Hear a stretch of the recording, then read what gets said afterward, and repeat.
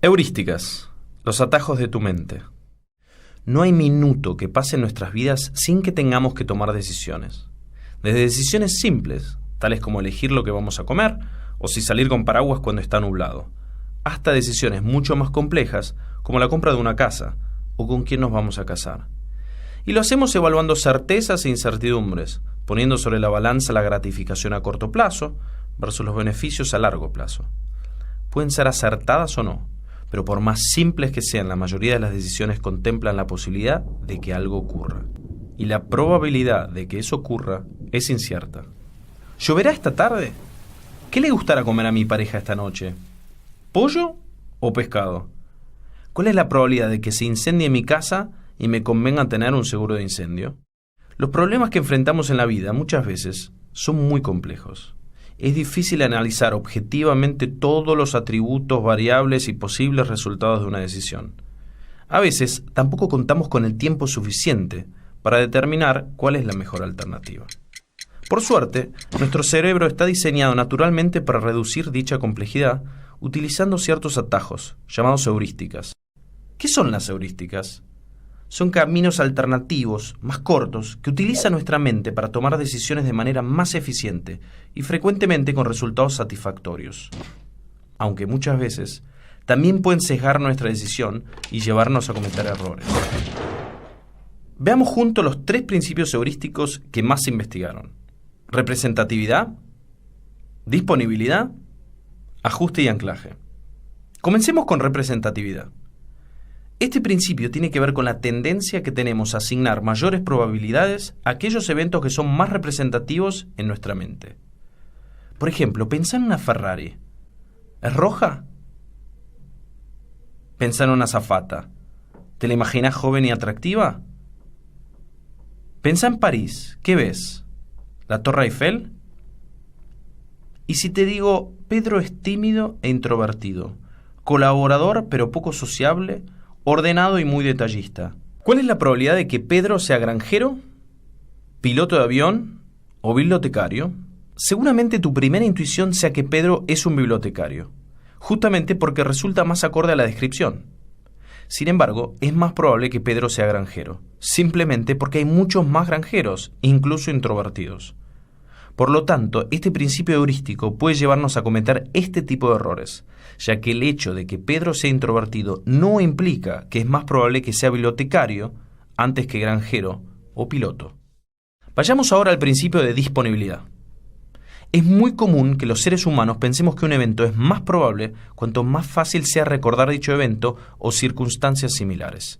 Simplemente está más disponible o accesible en nuestro cerebro. Veamos el siguiente ejemplo. ¿Qué te parece más probable? ¿Morir por un ataque de tiburón o por las partes que caen de un avión? En general, la gente suele creer que los ataques de tiburón son mucho más frecuentes, aunque en realidad la probabilidad de morir golpeado por partes de un avión es 30 veces mayor. ¿Y por qué pasa? Es muy simple, los ataques de tiburón son más fáciles de recordar, porque son más espectaculares y aparecen con mayor frecuencia en los diarios y otros medios de comunicación. ¿O acaso no te da más miedo volar en avión que andar en auto? Veamos este otro ejemplo. Pensá en palabras en español de 4 o más letras. ¿Cuántas tienen R en la primera posición y cuántas en la tercera? Si pensaste que había más palabras con R en la primera posición, fuiste víctima del principio de disponibilidad.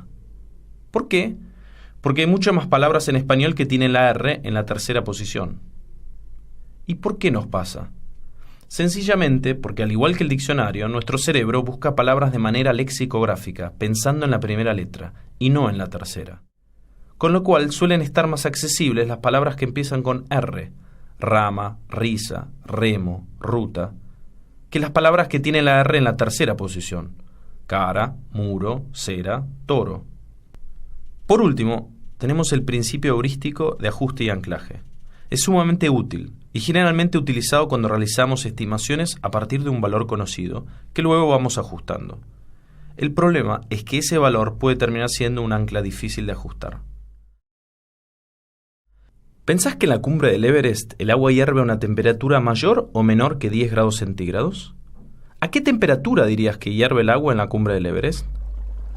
La respuesta correcta es 69 grados. Sí, ya sé, no tenías ni idea de la respuesta exacta e intentaste pensar en un número que te resultara coherente. No te preocupes, así razona la mayoría de las personas frente a este tipo de pregunta. Pero de lo que seguramente no seas consciente es del efecto que tuvo en tu respuesta el número que incluimos en la primera pregunta, 10 grados centígrados. Ese número es lo que llamamos el ancla, y nuestra respuesta suele ajustarse a partir de ese valor, solo que no ajustamos todo lo necesario. ¿Te imaginas cómo podría variar tu respuesta si en lugar de 10 grados centígrados el número hubiera sido 260 grados centígrados? ¿Sería la misma? Te apuesto que no. Este experimento se realizó varias veces y de diferentes maneras, y resultó que en el primer caso, cuando el ancla estaba en 10 grados centígrados, los participantes respondían a una temperatura media de 57, mientras que en el segundo caso, con un ancla de 260 grados centígrados, respondían a una temperatura media de 135. ¿Sorprendido? En ambos casos las estimaciones se ajustaron en la dirección correcta, pero condicionados por el ancla, no lo suficiente. Finalmente veamos este último ejemplo para ver cuánto impacto tiene este principio en nuestras decisiones. Pensemos en el siguiente listado de artículos de bazar: una cafetera de filtro, una tabla de picar, una sartén de teflón. Ahora imagínate un número al azar de 2 dígitos. Supongamos que ese número es 79. ¿Podrías escribir ese número al lado de cada producto? Ahora agregale el signo dólares. Pregunta: ¿cuánto estás dispuesto a pagar por cada uno de estos productos? ¿Y si el número al azar hubiera sido 22, habría cambiado tu respuesta?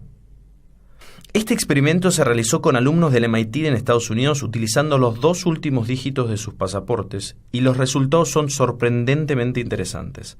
Aunque te cueste creerlo, cuanto mayores eran los 2 últimos dígitos, mayor era la cantidad que estaban dispuestos a pagar por cada producto. Ahora que ya recorrimos uno a uno estos 3 principios, representatividad, disponibilidad y ajuste y anclaje, junto con sus respectivos sesgos, la pregunta es: ¿cometés estos errores? ¿Con qué frecuencia? Creer que un vino caro o de etiqueta sofisticada es un producto de alta calidad. Comprar esos zapatos porque el descuento es muy tentador. ¿Será siempre un buen atajo? Comprar todas las semanas el mismo jabón porque ya lo conocemos y no queremos perder tiempo. Elegir ese restaurante porque al estar más lleno debe ser mejor. O evitar al médico más joven porque no debe saber lo suficiente. ¿Serán siempre las mejores reglas para decidir?